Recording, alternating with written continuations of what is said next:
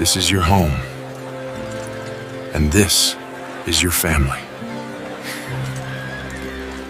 Cowboy was given a Cheyenne girl as a cruel joke, but what she said next made his blood run hot. An 1,880 story begins, where the Arizona sky burns hot under the glaring sun, and every grain of sand carries the whisper of an old curse. He let out a harsh laugh that sounded like shattered gravel under a horse's hooves. "Here's the payment for your debt," he said, smirking, his eyes fixed on the house like a wolf sniffing out its prey.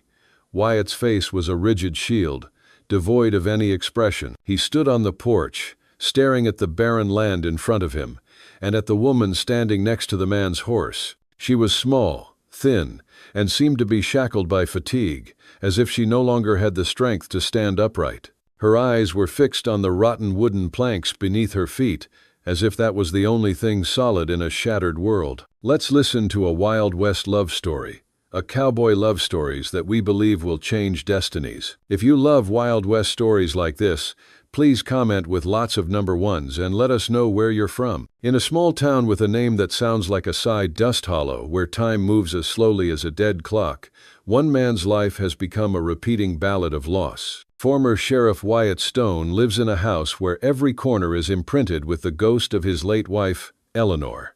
The wind howling through the cracks in the wooden walls sounds like a lament. His loneliness isn't a choice. It's a debt that has come due. But some debts can't be paid with money or hard labor. They are paid in flesh and blood. It was a somber afternoon, as the sun was setting in a fiery red, when a man on horseback arrived, followed by a woman with a haggard, fragile appearance, a silent shadow. He was Cain Thorne, known as the Vulture, a name that would make even a real vulture shudder. He presented the woman as a commodity, proof that a debt had been settled. He let out a harsh laugh that sounded like shattered gravel under a horse's hooves. "Here's the payment for your debt," he said, smirking, his eyes fixed on the house like a wolf sniffing out its prey. He tried to hide himself, to forget the world, but the world still found him.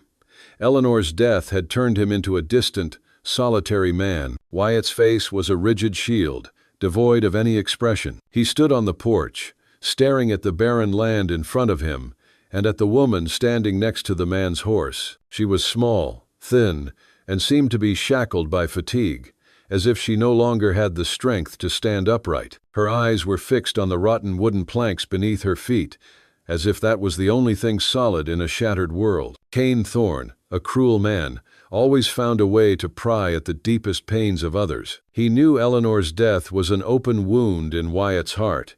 He began to say sarcastic things, like poisonous needles, stabbing into his heart. "I figured a widower like you needs someone to warm his bed," he sneered. "This one's even better than the last, quieter." He deliberately mentioned Eleanor, intentionally poking at Wyatt's pain, but Wyatt didn't respond. Wyatt just stood there, motionless. The sun and his grief had carved his face into a mask of stoicism. He silently watched Cain ride away, leaving the small woman standing alone with her dirty cloth sack. Since Eleanor's death from a fever 2 years ago, Wyatt's heart had become a locked room. The silence she left behind was a physical presence, an invisible weight pressing down on the entire ranch, stifling the laughter of his 2 small children, Jimmy and Daisy, and withering the herb garden that Eleanor had once cherished. Now, a new silence, a new woman, stood before him. Wyatt was an upright man. He had been a good sheriff. He could not accept a human being being treated like property. That thought made him sick. But the thought of leaving her alone on the prairie, or worse, letting her fall victim to someone like Cain, was a greater sin. He slowly stepped down from the porch, his boots thudding against the dry ground, one step at a time. He stopped a few feet away from her.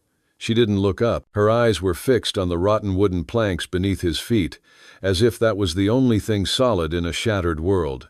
Wyatt was a burly man, and his loneliness had made him seem even larger. From inside the house, 2 small faces, miniature replicas of his own cautious expression, watched through the dirty window. The children were another reason he couldn't turn his back on this woman. He cleared his throat, the dry sound echoing in the silent air. He didn't point to the main door, where he and his children lived. He pointed to the small shack on the side of the house, a place that had long been abandoned. "Over there," he said. It wasn't an invitation. It was a demarcation of boundaries, a statement of fact. Then he turned his back and walked into the house. The sound of the wooden door slamming shut was the only thing he could say to her. For the first while, they lived like two ghosts. The woman, Ayanna, moved through his world like an apparition.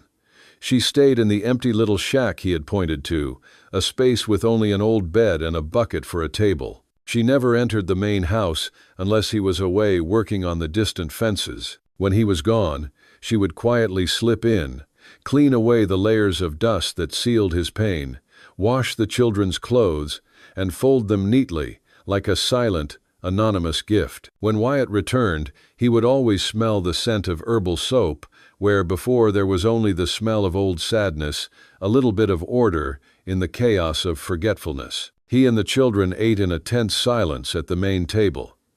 He would leave a plate of food for her on the porch railing, and the next morning the plate would be gone, washed clean, and returned to its spot. They were two lost souls in the same house, orbiting a core of loneliness that no one would admit. Jimmy and Daisy were silent observers. They watched her from behind the barn, their wide, serious eyes following her every move. Ayanna never approached them, never offered a smile or a word. She respected their fear, the fierce loyalty they held for their mother's memory. She understood invisible walls. Hers were built of things harder than wood and stone. One afternoon, Wyatt saw her standing in front of Eleanor's withered herb garden through the window. It was a patch of ground surrounded by dry thorns and death, a perfect monument to his own withered heart. He hadn't touched it since Eleanor died. He couldn't bear to. But Ayanna stood there for a long time, her small figure motionless against the persistent wind. She wasn't looking at the dead bushes, but at the dry, cracked soil, her head tilted as if listening to a story only she could hear. He felt a surge of protective anger. That was Eleanor's place. It was sacred ground. He thought she would turn away, but she didn't. Instead, she knelt, her hands gently running over the cracked, cold, and unforgiving earth. For a moment, he thought she might cry, and the unfamiliar thought startled him. But she didn't cry. She just stayed there, like a sentry at the grave of a stranger's love. The next morning, she began her work. With her bare hands, she started pulling out the dry weeds, each motion slow and deliberate. Wyatt watched from a distance, his hands clenched tightly around the handle of an axe. Every weed she pulled felt like an intrusion, a desecration of sacred ground. He told himself he should stop her, tell her to leave things as they were, that some things were meant to stay broken forever. But he remained silent, a prisoner of his own indifference. The children also watched, their initial suspicions slowly turning into a quiet curiosity. They had seen what he had seen. She wasn't destroying the memory of the garden, she was performing a final rite for it. She cleared away what was dead with a reverence that dissolved his anger, piling them neatly to one side. Then, she began to turn the soil with a sharp piece of metal she must have found in the shed. It was hard work. The ground was as hard as iron. Yet she persisted, day after day, under the harsh, relentless sun. She wasn't just tending a plot of land, she was digging hope from a place that was utterly hopeless. Ayanna wasn't just digging soil. She was speaking to something buried deep, something that answered only in silence. That night, under a pale moon that hung low like a shard of bone, Ayanna sat by the garden with her hands still stained in dirt. Her fingers pressed into the earth not like a farmer, but like someone laying hands on a heartbeat. In a whisper only the wind could carry, she began to murmur in Cheyenne a prayer her mother used to say when tending their medicine patch before the soldiers burned it all down. Wyatt stood just out of sight, near the barn, the shadows swallowing his outline. He didn't understand her words, but the tone, low, rhythmic, sacred, cut through him. There was something in it that reminded him of Eleanor's lullabies. It wasn't English, but it was familiar in a way grief always is. The next morning, he didn't say anything, but he rebuilt the old fence around the garden. His hands, rough and calloused, replaced every broken plank one by one. Ayanna saw him. She didn't speak either. She just kept working, slower that day, more precise. They didn't make eye contact, but their silence had changed shape, no longer avoidance, but acknowledgement. That was the first day they started to share the garden. That was a language Wyatt understood better than words. It was the language of relentless, thankless labor, of pushing back against an unfeeling land, and from it, finding a reason to keep living. He saw the sweat on her brow, the soil deep in the creases of her hands, and for the first time, he didn't see a Cheyenne woman or a burden, but a survivor just like him. One evening, he found one of his shirts, neatly folded, on his bed. It was his favorite shirt, worn and torn at the elbow from catching on a barbed wire fence. He had intended to throw it away, but she had brought it back. The tear wasn't just mended, it was patched with a delicate artistry, with stitches he had never seen before. In the middle of the patch, woven with threads she must have unraveled from her meager belongings, was a small, subtle embroidery of a native wildflower. It was strangely beautiful, a small, defiant act of creation on old, faded cloth. He ran his calloused finger over the stitches. It was a message. I am not just a burden. I have skills. I have a name. I have a past. He wore the shirt the next day, and though he didn't express his gratitude, he felt her eyes follow the mended fabric, a fleeting connection, almost imperceptible. The soil began to soften under her hands.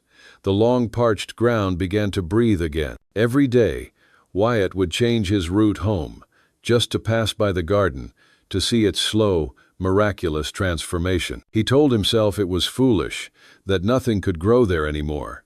But a part of him, a part he thought had long died, felt a flicker of anticipation. He began leaving a fresh bucket of well water near the plot every morning before he rode off. He never saw her use it, but every evening the bucket would be empty, and the soil would be a dark, rich brown. It was a silent dialogue, a quiet partnership over this small, hopeful piece of land. The children were the first to break the invisible barrier. One hot afternoon, as she worked, Daisy, his daughter, tiptoed toward the garden. She stopped a few feet away, her hand tightly clutching something. For a long moment, she just stood there, like a brave little soldier. Then, she opened her hand and held out a rusty trowel, one of Eleanor's old gardening tools she had found. She didn't say a word, just offered the trowel. Ayanna stopped working and looked at the child, then at the trowel. She slowly wiped her hands on her skirt and took the trowel, her fingers brushing Daisy's in a fleeting moment. It was their first touch. Jimmy, always his father's shadow, appeared from behind the water trough, holding a handful of dried seeds he'd found in the shed. He offered them to her, too. She accepted them with a solemn nod, a soft, fragile light passing through her eyes. That evening, the atmosphere in the house felt different. The silence was less heavy, less oppressive. Wyatt served stew at the table, a familiar, quiet ritual. But this time, it was broken. Her voice, when it came, was very small, but it filled the room low and clear, without a trace of the subservience he had expected. "My name is," she said, looking him straight in the eye for the first time, her gaze steady and unwavering. "Ayanna." His spoon stopped mid-air. The name hung in the air, something with weight and meaning. It wasn't a plea. It was a declaration, a reclamation. In that moment, she was no longer the debt, a ghost, a burden. She was a person with a name, a will that had survived hell. He felt a profound, unsettling shift inside, as if a foundation had been shaken. He had given her a home, but as he watched her disappear into the darkness, he wondered if he was just burying a new ghost in his own graveyard. The house, once a rotten wooden monument to pain and loneliness, was now slowly coming back to life. It still had the old wooden walls and creaking floorboards, but now there was a subtle change. One afternoon, when the sunlight streamed through the dirty window, Wyatt returned not to a house steeped in heavy silence, but to a space that smelled of herbal soap, of a fragrant scent he had never known. It wasn't the smell of a deceased woman, but the smell of new life, quiet and resilient. Wyatt slowly walked into the house. His shirt, with the torn elbow, was neatly folded on the bed. The tear wasn't just clumsily mended, It was repaired with small, intricate stitches, as if woven from the threads of a wildflower. Wyatt picked up the shirt, his rough fingers touching the stitches, feeling the meticulousness, the patience. It was like a silent message, a story she had told with her hands. He couldn't put it into words, but he understood. He wore that shirt the next day, and though he didn't voice his gratitude, he felt her eyes follow the mended fabric, a fleeting, almost imperceptible connection. The children were changing too. At first, they were shadows of suspicion, peeking from behind the door, watching Ayanna with cautious eyes. But curiosity is a plant that grows faster than fear. They started following Ayanna when she went into the garden. This was the barren plot that Eleanor had once cultivated, but since her death, it had become a symbol of decay. To the children, the garden was forbidden ground, where sad memories were buried. But Ayanna, somehow, had turned it into a land of hope. She didn't use gardening tools, only her bare hands, calloused yet gentle. She pulled out the dead weeds, cleared the wild thorns, every gesture purposeful. Ayanna worked as if she was conversing with the land, as if listening to stories only she could hear from the dry, dusty grains. One afternoon, Wyatt walked by and saw Ayanna holding a rusty trowel he had planned to throw away, and a handful of old seeds Jimmy had found in the shed. She wasn't just turning the soil, she was planting something in the earth, something he couldn't name. Her actions had captured the children's attention. Jimmy and Daisy had approached Ayanna. They said nothing, but their presence was an invitation. For the first time, Ayanna smiled at them, a fragile smile like a wildflower. She nodded, and they understood. They sat down beside her, giving her stones and ceramic shards they had collected to decorate the garden. It wasn't a conversation of words, but a dialogue of the heart, where silence contained all the trust and compassion. The next morning, the sunlight poured gently over the horizon like honey, warm and golden. Jimmy and Daisy were already in the garden by the time Ayanna stepped outside, her skirt brushing the new shoots that had sprung up like little green miracles. She carried with her a small woven pouch, made from bark fiber and cloth, one of the few things she had brought from her old life. Inside the pouch were dried herbs, old roots wrapped in paper, and fragments of knowledge passed down through generations of Cheyenne women. She didn't speak much that morning, but the children followed her naturally, like bees to blossoms. There was no command, no instruction, just invitation in the way she moved, in the way she looked at the land. She knelt by a patch of flowering yarrow, the plant's pale yellow heads bobbing gently in the breeze. With care, she plucked a few leaves and held them out. "This one," she said softly, "stops bleeding." Jimmy squinted. "Like bandages?" "Better," Ayanna replied, smiling faintly. "Nature's bandage. Mash the leaves, press them on a cut. Keeps the bad spirits out." Daisy leaned in closer, wide-eyed. "What kind of bad spirits?" Ayanna tapped the side of her nose. "The kind you can't see. The ones that crawl into wounds when you're not looking." The children laughed, but with a hint of reverence. Then Ayanna unrolled a strip of cloth and pulled out a mortar and pestle carved from smooth stone. She placed it on a flat rock beside them, motioned for Daisy to help. "Here," she said, "you try." Daisy looked unsure but placed the leaves in the bowl and began to grind. Her small hands moved awkwardly at first, but Ayanna corrected her gently, guiding her fingers. "Use your whole arm, not just the wrist." "Like this," she demonstrated. Jimmy watched quietly, then picked up a few sprigs of mint and held them to his nose. "Smells like Ma," he whispered, almost too softly to hear. Ayanna paused, but didn't ask him to explain. She didn't need to. Later that morning, she showed them how to make a salve using beeswax melted over the stove, mixed with lavender and comfrey. The smell filled the air with something that felt cleaner than time. When Daisy accidentally scraped her knee on a garden stake, Ayanna washed it with cooled tea from boiled leaves and wrapped it with her handmade cloth. "You'll be fine," Ayanna said gently, smoothing the wrap over the girl's leg. "This herb listens to pain." "No, plants don't listen," Jimmy said automatically. Ayanna looked up at him, her gaze calm but direct. "Then why do they grow toward your voice?" The boy blinked, speechless. Daisy giggled, then leaned against Ayanna's arm, It was a small, instinctive movement, but Ayanna didn't flinch. From the window, Wyatt watched the whole thing unfold. He had paused mid-hammer, a half-driven nail still stuck into the new porch frame he was repairing. His eyes settled on the three of them, Daisy nestled close, Jimmy furrowing his brow as he helped grind a new batch of roots. They weren't just playing, they were learning, they were healing. And Ayanna, her presence wasn't heavy or foreign anymore. She fit, like water in the cracks of dry earth. That evening, Jimmy came into the house with a jar of the salve they had made.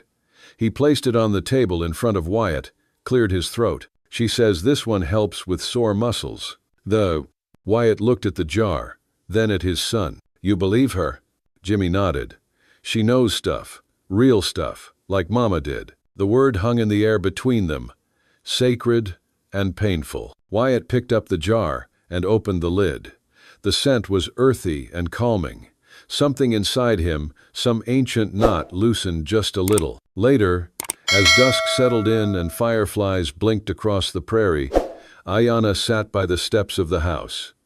Daisy leaned against her side, fast asleep. Jimmy sat nearby, playing with a carved wooden horse. Wyatt stepped outside, holding a tin mug of warm water steeped with mint. He held it out to her. For the healer, he said quietly. Ayanna took it, her eyes meeting his. I'm not a healer, she replied. He shook his head. You're healing all of us, whether you know it or not. She looked down at the children, at the garden bathed in moonlight, at the land that had once rejected her, now slowly embracing her. And for the first time since she'd arrived, she allowed herself to believe it might be true. Then Wyatt also came. He said nothing, just left a full bucket of well water beside the garden. He never saw her use it, but every evening the bucket would be empty, and the soil would be dark, moist.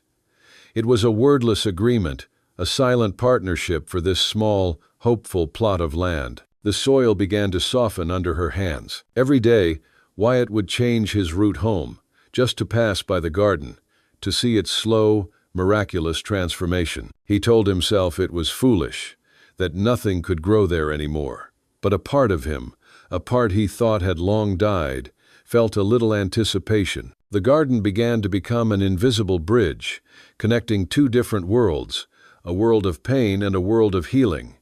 It was a place where Ayanna found a purpose, and Wyatt found a reason for hope. One evening, at the dinner table, the silence was no longer heavy.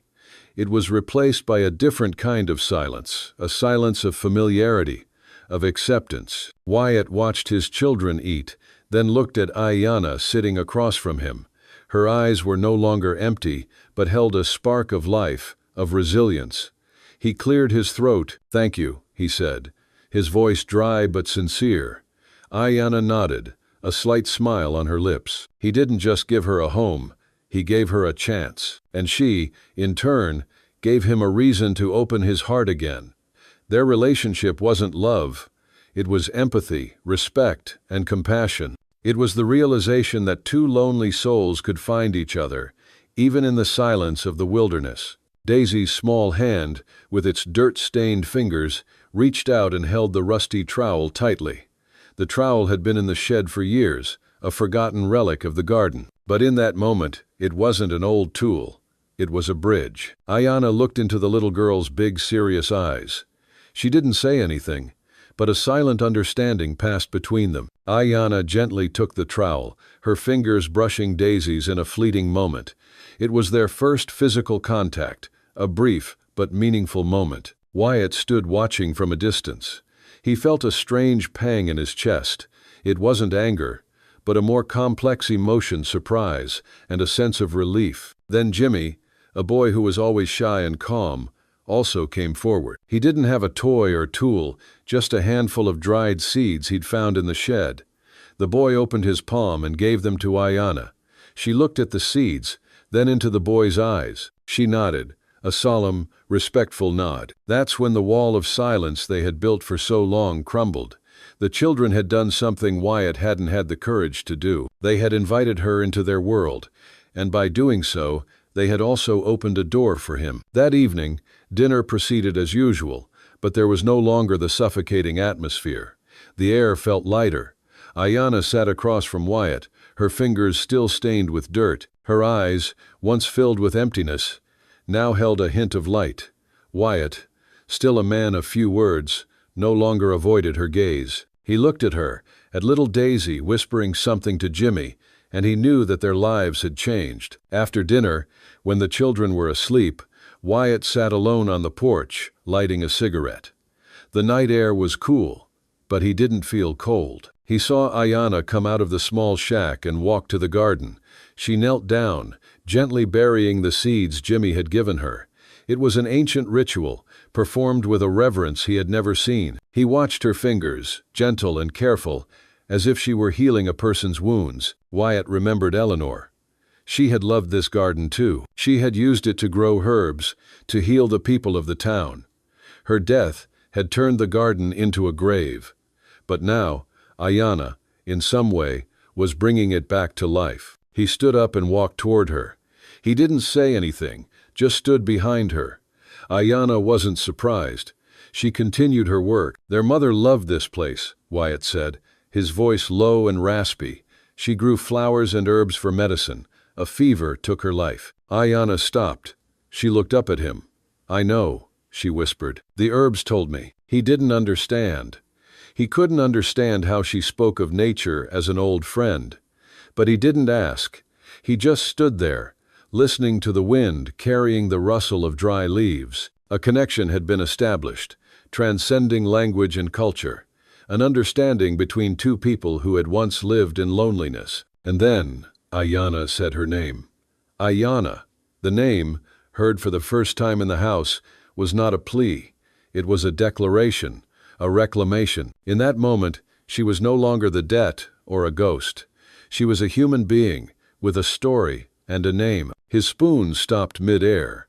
The name Ayanna sounded strange, but as he looked at her, he realized that it also sounded like home. One afternoon, as the Arizona sky was stained a bruised purple-gray, a sign of an impending storm, the air was heavy, unnaturally still, as if the universe was holding its breath. The sound of Wyatt's horse's hooves on the dry ground broke the silence. He was returning, covered in sweat and dust.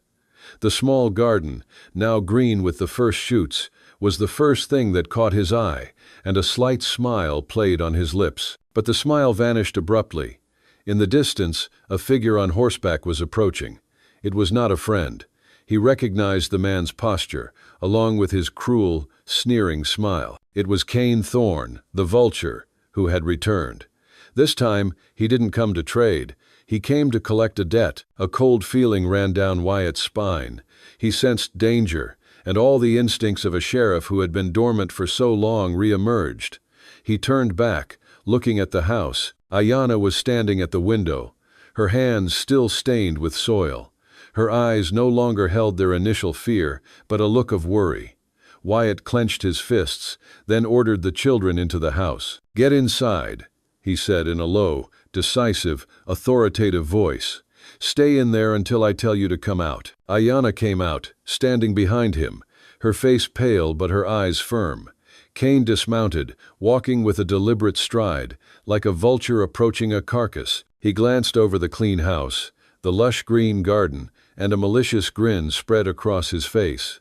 "You look very happy," he said, his eyes fixed on Ayanna. "Your mother found you a good husband, but unfortunately, a better deal has come along.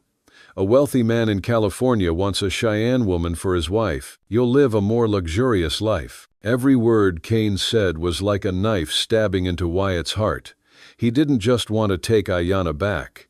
He wanted to destroy what he and she had built. He wanted to steal the peace, the healing, and all the good things that had sprouted in this home. Wyatt stood still, his hands clenched into fists. "She's not for sale," he growled. Cain Thorne laughed loudly.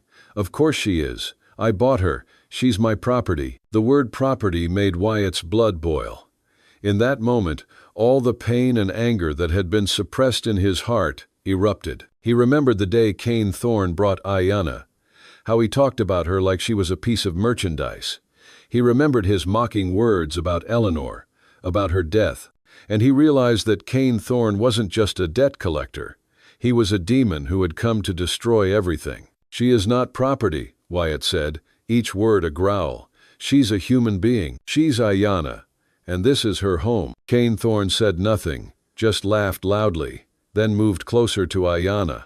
He intended to touch her, but before he could, Wyatt lunged at him like a storm. The sheriff had vanished, replaced by a warrior fighting to protect what he held dear. The fight was short and brutal. Wyatt didn't use a gun. He used his bare hands, his strength to defeat his enemy. Every punch he threw carried with it the pain, the anger, and the love he felt for Ayanna. When the storm subsided, Kane Thorne was lying on the ground, a trail of blood flowing from his mouth. He was terrified, not expecting Wyatt to be so strong. Wyatt roared, "Get out! Don't ever come back here. She doesn't belong to you. She belongs here." Kane Thorne scrambled onto his horse, not daring to look back. He rode off into the descending night. Wyatt remained standing there, his hands trembling and stained with blood. The first drops of rain began to fall, washing away the dust and blood into the earth. That night, after the rain stopped and the sky calmed into a dark hush, Wyatt built a small fire behind the house. He didn't know why, except that he didn't want to go inside just yet. Ayanna sat on the ground nearby, holding a dried sprig of rosemary between her fingers. Her face was quiet, but her hands trembled faintly from the adrenaline that hadn't worn off. Wyatt tossed a cracked piece of wood into the fire. "That old shed over there," he said, nodding toward the crooked structure by the fence line, "used to be where Eleanor dried herbs. She had this idea of turning it into an apothecary, never got to finish it." Ayanna looked at the shed. "You loved her deeply." "Still do," he replied without shame. "Reckon I always will." She nodded. "I once loved a healer, a Cheyenne man. He tried to save a settler child from fever. They shot him anyway." For a long time, neither of them spoke. The fire crackled between them, the smoke rising like memories you can't stop from surfacing. Then she held out the rosemary, dropped it into the flames. "He used to say plants carry memory. You burn the past to make room for roots." Wyatt stared at the fire for a long time. The next morning, he cleared out the shed not to erase what had been, but to make space for something that could still be. "I have received your request. After the dramatic climax in Chapter 4, I will write the final chapter, Chapter 5, to bring the story to a fulfilling conclusion. This chapter will focus on the healing and the new normal for the characters." The storm raged outside. Rain poured down, and the wind howled through every crack in the house, like a final lament of the past. But inside, in the soft, golden glow of a single oil lamp, a new sense of peace had been found. Wyatt walked into the house, soaked and weary after his confrontation with Kane Thorne. He was no longer a man besieged by pain. He was a warrior who had just won. And now, he was simply a man. Ayanna was waiting for him. She said nothing, but her actions spoke for themselves. She had prepared a basin of warm water, a clean cloth, and a tin of salve, placing them on the old wooden table. As Wyatt sat down, she gently took his hands, her fingers touching the bruises and cuts. Her hands were not trembling. She worked with a calm, decisive manner, as if she were accustomed to tending to life's wounds. In that quiet moment, Wyatt truly looked at her for the first time. He saw the resilience in her eyes, the compassion in every gesture. She wasn't a woman who needed to be saved. She was a partner, a companion. Their bond wasn't a debt, but a choice. He had chosen her, and she had chosen to stay. "Thank you," he whispered, the words rough on his lips, like pebbles. She simply nodded, a small, sad smile appearing on her lips for the first time, like a wildflower blooming in the desert. That night, the storm washed everything away. It washed away the dust, the blood, and the ghosts of the past. It swept away all the pain and fear. The next morning, the world felt reborn. The sun rose into a clear, cloudless sky. The air was fresh, carrying the scent of wet earth and wildflowers. Wyatt woke up feeling like a new man. He went out to the garden, and the sight before him stunned him. Ayanna, Jimmy, and Daisy were in the garden. It was now green and vibrant with the first shoots. The rain had nourished it, helping it come back to life. Wyatt looked at Ayanna, And he realized that she hadn't just planted flowers. She had sown hope in the soil, and the earth had responded with new life. He walked closer, his hand hovering before he gently placed it on her shoulder. It wasn't just a gesture, it was a declaration. "This is your home," he said, his voice filled with sincerity and love. "And this is your family." Ayanna looked at him, her eyes sparkling like dewdrops. A smile bloomed on her lips, no longer a sad smile, but a smile of happiness and peace. They stood side by side, the quiet cowboy and the woman named Ayanna, two lonely souls who had found their home not on a map, but in each other. Spring came early that year. The rain had done its work, and now the sun seemed gentler, less like a punishment, and more like a promise. The garden Ayanna had coaxed from dust had started to bloom not with roses or lilies, but with stubborn, useful plants, mint, sage, wild chamomile. They grew where once nothing had dared to try. The garden, once a graveyard of memory, was now breathing again. Ayanna knelt beside the plot, showing Daisy how to pinch back mint leaves. The girl grimaced at the smell, then sniffed again, curious. "Mama used to rub this on my temples when I had headaches," she whispered. She didn't say whose mama. Jimmy crouched near the edge, holding a jar of seeds. "You know what this is?" Ayanna asked him gently. He shrugged. "It's echinacea," she said. "It fights sickness, just like courage does." That afternoon, Wyatt fixed up the swing that hung from the old oak tree. He hadn't touched it since Eleanor's passing. He oiled the rope, tested the plank, and didn't say a word when the children climbed on together. Their laughter didn't sting anymore. It sounded like rain in a dry land. Later that night, Wyatt sat on the porch plucking a banjo. His fingers were clumsy, the tune rough, but it was music. Ayanna hummed along quietly. No lyrics, just a shared rhythm. Something soft and new. They didn't speak of love, didn't speak of the past. They didn't need to. The swing creaked in the breeze. The garden rustled. The stars blinked gently above. And in a land known for ghosts and grit, one little ranch stood quietly, blooming again. They had found Wild West love, and their love story would be told for generations as one of the best Wild West stories ever heard. Their Western stories, one of cowboy love stories, had healed not only their hearts but a barren piece of land.